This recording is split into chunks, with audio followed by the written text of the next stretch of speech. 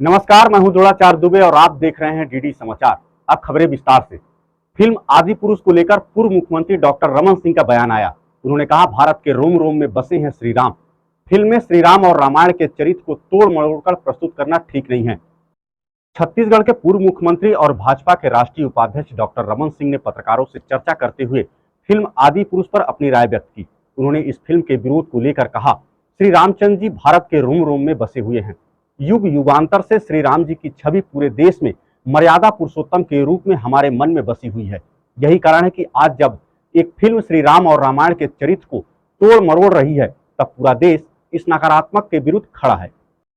मिल रही वहाँ पूरे छत्तीसगढ़ में जबरदस्त वातावरण है। जहाँ भी जा रहे हैं, हर समाज के हर वर्ग, अनुसूचित जाति हो, जनजाति हो, युवा हो, महिला हो, व्यापारी हो, सबके मन में सरकार के प्रति नाराजगी भाव थे। नहीं, यदि सरकार ने देख लिया है, फिल्म मैंने तो देखा नहीं है, मुख्यमंत्री जी ने देख लिया है और ऐसा लगता है कि कुछ ठीक नहीं है तो निर्णय लेना चाहिए।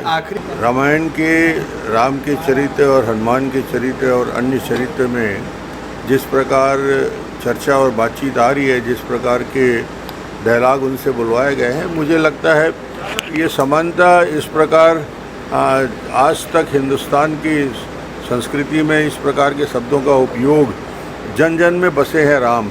इसलिए राम के प्रति आदर और सम्मान भाव से सब कुछ होना चाहिए। यदि उसका विपरीत कुछ है तो उसमें कोई समर्थन नहीं करेगा। मुख्यमंत्री भूपेश बघेल राजधानी के ऑडिटोरियम हॉल में सदगुरु कबीर विश्व शांति मिशन छत्तीसगढ़ संगठन के तत्वाधान में आयोजित सदगुरु कबीर स्मृति महोत्सव कार्यक्रम में शामिल हुए। उन्होंने पत्रकारों से चर्चा करते हुए कहा कि कबीर जी के प्रभाव छत्तीसगढ़ में रहा है और विभिन्न जाति के लोग कबीर पंथ को मानते हैं। कबीर का रास्ता ही है। कबीर जी ने परंपरा कृत्य है, उसको बहुत ही प्रखरता से खंडित किया है और पूरे समाज को प्रेम और भाईचारे का संदेश दिया। कबीर की परंपरा को मानने वाले काफी संख्या में हैं। आदि पुरुष फिल्म की बेल करने की मांग भाजपा कर रही है। इस पर मुख्यमंत्री भूपेश बघेल का बयान आया। कहा, सबसे अच्छा तरीका है कि ना देखने जाएं फिल्म। पैसा आपका है, समय आपका है, आप जिसमें व्यतीत करना चाहते हैं वह आपका है। जब हमारे भावनाओं को ठेस पहुंचाने वाली बात है, वहां आ जाए। सेंसर बोर्ड है, उसे देखना चाहिए था। जो महापुरुष हैं, जो हमारे आराध्य हैं, उनके मुख से इस प्रकार के शब्दों का बुलवाना उचित बात नहीं। ऐसे लोगों पर कार्रवाई होना चाहिए। देखिए, जिसको सबसे अच्छा तरीका है कि अब सुन तो लिया सब, ना देखने जाएं। ज़बरदस्ती क्या किसी देखना? पैसा आपका है, समय आपका है, आप किसमें व्यतीत करना चाहते हैं महत्वपूर्ण है। जब इस प्रकार से हमारी भावनाओं को ठेस पहुंचाने वाली कोई बात है तो उस जगह ना जाएं। सर, मेकर ने निर्णय लिया है कि जिन संवादों से, जिन डायलॉग से लोगों की भावनाएं आहत हुई है, उन्हें अब सुधारने के लिए इसने मेकर ने उन्हें हटा दिया जाएगा, उन्हें संशोधित किया जाएगा, कहना है मेकर से। अब ये तो पहली बात तो ये है कि जो सेंसर बोर्ड उसे देखना चाहिए था। इस प्रकार से जो हमारे महापुरुष हैं, जो हमारे आराध्य हैं, उसके मुख से इस प्रकार के शब्दों का बुलवाना कोई उचित बात है? ऐसे लोगों के खिलाफ तो कार्रवाई होनी चाहिए। 9 साल बेमिसाल थीम पर हो रहे हैं लाभार्थी सम्मेलन। सेवा, सुशासन और गरीब कल्याण पर आधारित है मोदी सरकार। भारतीय जनता पार्टी के चल रहे महासंपर्क अभियान की कड़ी में उत्तर विधानसभा स्तरीय लाभार्थी सम्मेलन का आयोजन फाफाडीह के पाटीदार भवन में किया गया, जिसके मुख्य अतिथि रायपुर सांसद सुनील सोनी, अध्यक्षता बृजमोहन अग्रवाल ने किया। लाभार्थी सम्मेलन को संबोधित करते हुए सुनील सोनी ने कहा कि ये मेरा सौभाग्य है कि मुझे हमारे मोदी सरकार के माध्यम से लाभान्वित लाभार्थियों को सम्मान करने का अवसर मिल रहा है। आप सभी लाभार्थियों के आशीर्वाद की ताकत से ही मोदी जी देश की सेवा में दृढ़ता के साथ लगे हुए हैं। आप सभी का विश्वास उन्हें राष्ट्र हित में कार्य करने की प्रेरणा देता है। छत्तीसगढ़ की भूपेश सरकार कालनेमी के जैसे छलने का काम कर रही है और केंद्र की मोदी सरकार के कार्यों का भूमि पूजन कर नाम कमाने की असफल कोशिश जारी है। बीजेपी प्रदेश मंत्री किशोर महानंद जी ने कहा कि प्रधानमंत्री नरेंद्र मोदी ने देश का नाम बढ़ाने का काम किया है, चाहे श्री राम मंदिर निर्माण की बात हो, चाहे कश्मीर से धारा 370 हटाने की। इस मौके पर रायपुर के सांसद सुनील सोनी, जिला अध्यक्ष जयंती भाई पटेल, प्रदेश उपाध्यक्ष लक्ष्मी वर्मा, बीजेपी के प्रदेश मंत्री किशोर महानंद जी, बीजेपी प्रवक्ता संजय श्रीवास्तव, उत्तर के पूर्व विधायक शिवसिंह सुंदरानी, राजीव अग्रवाल, कई बीजेपी पार्षद और केदार गुप्ता मौजूद रहे।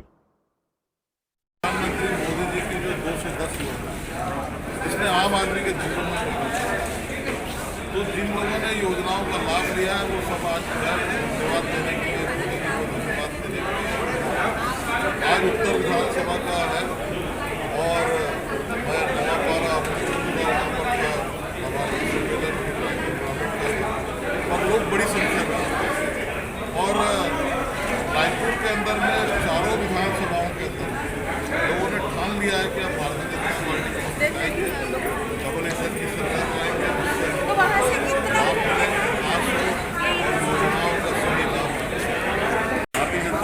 द्वारा लगातार पूरे प्रदेश के अंदर महासंपर्क अभियान के तहत मोदी जी के 9 साल बेमिसाल ये लगातार सभी विधानसभा में लाभार्थी सम्मेलन एवं जितनी भी योजना है माननीय मोदी जी की जो अंतिम पंक्ति के व्यक्ति को प्रथम पंक्ति में लाने के लिए जन गरीब कल्याण योजना, उस योजना के तहत आज रायपुर उत्तर विधानसभा के अंतर्गत में लाभार्थियों का सम्मेलन हुआ और लाभार्थियों से पूछा भी गया कि उनको जो लाभ मिला है भी आपको क्या लाभ मिला है। तो लाभार्थी ने कहा जिसको प्रधानमंत्री आवास मिला है उन्होंने प्रधानमंत्री आवास मिलने के तहत मोदी जी को धन्यवाद दिया, जिसको गैस मिला उन्होंने गैस के लिए मोदी जी को धन्यवाद दिया, जिनको आयुष्मान के तहत इलाज करवाया था उसके इलाज के लिए मोदी जी को धन्यवाद दिया। मोदी जी के अनेक जो योजना है लगभग 210 योजना का लाभ प्रत्येक व्यक्ति को मिला है। इस कोरोना काल में कोई व्यक्ति नहीं छूटा है, हर व्यक्ति को इस वैक्सीन टीका लगा है और उसके माध्यम से प्रत्येक व्यक्ति ने योजना का लाभ लिया है। मोदी जी का 9 साल बेमिसाल के तहत भारतीय जनता पार्टी पूरा कार्यक्रम पूरे प्रदेश स्तर पर कर रही है। और आज राहुल गांधी के जन्मोत्सव अवसर पर युवक कांग्रेस ने पद यात्रा निकालकर कांग्रेस की रीति नीति से आम लोगों को अवगत कराया और मोदी सरकार पर जमकर हमला बोला। संकल्पित हुए और देश के एक कोने से इस दौरान युवा ब्लॉक कांग्रेस अध्यक्ष मनोज शुक्ला के नेतृत्व में सैकड़ों की संख्या में कांग्रेस कार्यकर्ता उदनापुर तिराहे में एकत्र हुए और वहां से कांग्रेस जिंदाबाद के नारे के साथ पैदल मार्च करते हुए कोड़ा के साप्ताहिक बाजार में पहुंचे। पद यात्रा में शामिल मणिनगढ़ विधानसभा के नेताओं ने आम सभा को संबोधित किया। इस दौरान मोदी सरकार को लेकर नेताओं ने जमकर हल्ला बोला। जिस प्रकार इस देश को तोड़ने का काम भारतीय जनता पार्टी की सरकार कर रही है, उसे अगर जिस दिन हम लोग जोड़ने में कामयाब हो गए, जिस दिन हमारे बीच में भाईचारा हो गया, हिंदू मुस्लिम एक हो गए, सिख ईसाई एक हो गए, ये पूरा समाज एक हो गया, उस दिन मेरा जो जन्मदिन है वह किसी तरीके से सफल होगा। इसलिए हम सभी आपके बीच में आज हम सभी आए हैं। हमारे प्रभारी भाई आशीष मोनू अवस्थी आप लोग को बता रहे थे, बड़े बड़े नेताओं का जो जन्मदिन बनता है वो 5 स्टार होटलों में बनता है, केक काटने की बात कहती है। छत्तीसगढ़ के विधायकों ने यहां की पवित्र मिट्टी और महानदी का जल देश के नाम समर्पित किया। मौका था राष्ट्रीय विधायक सम्मेलन का। मुंबई में आयोजित राष्ट्रीय विधायक सम्मेलन NLC भारत के दौरान छत्तीसगढ़ के विधायकों ने भी वहां पर राज्य की पवित्र मिट्टी और महानदी का जल देश को समर्पित किया। इस संबंध में प्रदेश के वरिष्ठ भाजपा विधायक बृजमोहन अग्रवाल ने बताया कि मुंबई में आयोजित हो रहे इस 3 दिवसीय राष्ट्रीय विधायक सम्मेलन में छत्तीसगढ़ सहित समूचे भारत के समस्त राज्यों के 2800 विधायकगण शामिल हुए। इस सम्मेलन में लोकतंत्र में नीति निर्माण, विधायिका को मजबूती, सदन में विधायकों की भूमिका और कार्यभार जैसे विषयों पर मंथन तो किया जा रहा है, साथ ही भारत की एकता और अखंडता को और मजबूत बनाए रखने के लिए दलगत भाव, क्षेत्रवाद, जातिवाद, संप्रदायवाद से ऊपर उठकर राष्ट्रवाद को बल देने का प्रयास भी हो रहा है। इसी तारतम्य में एक भारत श्रेष्ठ भारत निर्माण की भावना के साथ देश भर के विधायकों में साथ में मिट्टी और नदी का जल लाने का आग्रह किया गया था। पितृ दिवस पर शराबी बेटे के हाथों मार खाकर रात भर रोता और दर्द से तड़पता रहा बेबस पिता सुबह सुबह लाठी के सहारे पहुंचा कोतवाली और सुनाई अपनी आप बीती। ड्यूटी पर तैनात पुलिस कर्मियों ने उसे कुर्सी पर बिठाया और उसे गंभीरता से उसकी बात सुनी। कोबरा पुलिस को शराबी बेटे की तलाश में भेजा गया। पूरा मामला जालौन कोतवाली क्षेत्र के चुरखी बाल मोहल्ले का बताया जा रहा है। सब मेरे साथ में कुछ हम दोनों पति पत्नी बैठे बात कर रहे थे कि उसकी बहू है, बोले खाना नहीं बना सकती। किसकी बहू है? लड़के की बहू। आपके बेटे की? हाँ ठीक है। तो वो बोली खाना नहीं बना सकती, हम गरीब आदमी मजदूर आदमी, बोले मजदूरी कोई मटर बीनने जाती। जी। तो इससे में आया, उठ के वो मारना चालू कर दिया सब। कितने बेटे हैं आपको? एक ही बेटा है। एक ही बेटा। हाँ, इधर खाई है और इधर हुआ, क्या कर सकते बोले। पितृ दिवस यानी कि पिता का दिन। पिता कहते ना कि पिता है तो सारा जहां है। नन्हे से परिंदे के लिए एक बड़ा आसमान है। पिता है तो माथे की बिंदी और सुहाग है। पिता है तो बच्चों के घर में हर एक राग है। हम अंतर्राष्ट्रीय पितृ दिवस को मनाएंगे। कल जब हमने अंतर्राष्ट्रीय पितृ दिवस को मनाया तो जालौन नगर क्षेत्र से एक मर्मस्पर्शी और हृदय को छू लेने वाली एक घटना सामने आई, जहाँ एक शराबी बेटे ने अपने बुजुर्ग पिता को बुरी तरीके से मारा, लाठियों से मारा, डंडों से मारा। हालात ये रहे कि लगभग 9 से 10 बजे के आसपास रात में जब उसको मारा है तो वो कराहते उसने कई बार प्रयास किया कि वो थाने तक पहुँचे, लेकिन दर्द उसको इतना ज़्यादा था वो वहाँ नहीं पहुँच पाए। आज सुबह जब वो कोतवाली आया तो मीडिया का कैमरा देखते ही रोका। उसका कहना था इससे अच्छा तो वो बेऔलाद रहते तो ज़्यादा बेहतर होता। एक पिता जब उसका बच्चा होता है, उसकी औलाद होती है, तो वो चाहते हैं कि उसका बच्चा उसके आगे बढ़कर उसका नाम रोशन करे, उसके लिए बुढ़ापे का सहारा बने, न कि इसलिए कि वो बुढ़ापे में आकर उसको लाठी और डंडों से मारे। फिलहाल पुलिस ने इस पूरे प्रकरण को संज्ञान में लिया है और तत्परता से उस जो आरोपी बेटा है उसके खिलाफ सुसंगत धारा में मुकदमा पंजीकृत करने की कार्रवाई शुरू कर दी है और उसकी तलाश में दबिश दी जाए। कोतवाली पुलिस थाने से भागा आरोपी आखिरकार पुलिस के हत्थे चढ़ गया। पुलिस ने तत्काल बाद ही नाकाबंदी करवा दी थी। ऐसे में वह शहर की सीमा नहीं छोड़ पाया। सीसीटीवी फुटेज के आधार पर पुलिस ने देर रात उसे दबोच लिया। पुलिस सूत्रों के अनुसार शास्त्री नगर में हुई चैन स्नेचिंग की वारदात के मामले में कोतवाली पुलिस विजय नामक आरोपी उदयपुर जेल से प्रोडक्शन वारंट के जरिए गिरफ्तार कर ले आई थी। पूछताछ के बाद पुलिस ने कल उसे न्यायालय में पेश किया, जहां से उसे जेल भेजने का आदेश दिए गए। न्यायालय से पुलिस आरोपी को कोतवाली पुलिस थाने लाई थी, जहां दोपहर बाद करीब 3:30 से 4 बजे के बीच पुलिस जाब्ते को गच्चा देकर फरार हो गया। पुलिस थाने से आरोपी के फरार होने की सूचना से महकमे में हड़कंप मच गया। दरअसल फरारी के बाद वह संगम मार्ग की ओर दीवार कूदकर तेजी से आगे निकल गया। पुलिस पहुंचती तब तक वह आंखों से ओझल हो चुका था। थाना प्रभारी विक्रम सिंह के अनुसार कोटा निवासी आरोपी विजय को लेकर मुख्य मार्ग स्थित सीसीटीवी कैमरा को खंगाला गया तो उसके कूदकर शास्त्री नगर चौराहे की ओर जाने का पता चला। इसे देखते हुए नाकाबंदी का पूरा फोकस इसी एरिया पर रखा गया। इस दौरान एक फुटेज में उसके शास्त्री नगर चौराहा से भिलवाड़ा रोड की ओर आगे बढ़ने का पता चला। रास्ते में अलग अलग स्थानों पर संदिग्ध लोगों पर निगाह रखी गई। रात करीब 12:30 बजे पद्मिनी होटल पुलिया के नीचे तलाश की गई तो वह छुपा हुआ मिला, जिसे गिरफ्तार कर लिया गया। शहर के रेलवे स्टेशन इलाके में एक व्यक्ति की हत्या के मामले का पुलिस ने खुलासा करते हुए महज 3 घंटे में आरोपी को गिरफ्तार कर लिया। इस दौरान पुलिस ने न केवल मृतक की शिनाख्त की बल्कि आरोपी को ढूंढ निकाला। आरोपी मृतक की पत्नी का प्रेमी था, जो कि उसे जबरन अपने साथ ले जाना चाहता था, लेकिन पति के विरोध पर उसने सरिया से हमला कर उसे मौत के घाट उतार दिया। पुलिस अधीक्षक राजन दुष्यंत ने बताया कि रात्रि कमल होटल प्रताप नगर के पास एक अज्ञात व्यक्ति की रक्त रंजित लाश मिली थी। थाना प्रभारी हरेंद्र सिंह सौदा जाब्ते के साथ मौके पर पहुंचे और अलग अलग टीमों के साथ मृतक की शिनाख्त के साथ मुलजिम की तलाश में जुट गए। इस दौरान मृतक की शिनाख्त कच्ची बस्ती निम्बाहेड़ा हाल फुटपाथ रेलवे स्टेशन चित्तौड़गढ़ निवासी विष्णु पुत्र नानूराम रंगास्वामी के रूप में की गई थी। पुलिस की सर्चिंग के दौरान आरोपी रमेश भील को शास्त्री नगर चौराहा से दबोच लिया गया, जो कि बस में सवार होकर फरार होने के फिराक में था। उत्तर प्रदेश के आजमगढ़ दौरे पर पहुंचे उत्तर प्रदेश के कृषि मंत्री सूर्य प्रताप शाही शहर के समीप नरौली में एक डायग्नोस्टिक सेंटर का किया लोकार्पण। इस दौरान उन्होंने केंद्र व राज्य सरकार की योजनाओं का बखान किया। उन्होंने कहा कि भारतीय जनता पार्टी हमेशा सक्रिय पार्टी रहती है, लगातार काम करती रहती है। राजनीतिक दल हैं वह बरसाती मेढक की तरह हैं, जो चुनाव आते ही सक्रिय हो जाते हैं। वहीं श्री प्रताप शाही ने कहा कि विद्युतीकरण योजना से शहर से लेकर ग्रामीण क्षेत्रों को आच्छादित किया गया है। वहीं आजमगढ़ में 7.5 लाख किसानों को किसान सम्मान निधि दी गई है, जो कि 6000 प्रतिवर्ष के हिसाब से अब तक करीब 1400 करोड़ होती है। इसके अलावा जनपद में 1,20,000 से ज्यादा लोगों को शहरी व ग्रामीण मिलाकर छत मुहैया कराई गई है। 110 करोड़ की लागत से विश्वविद्यालय बन रहा है।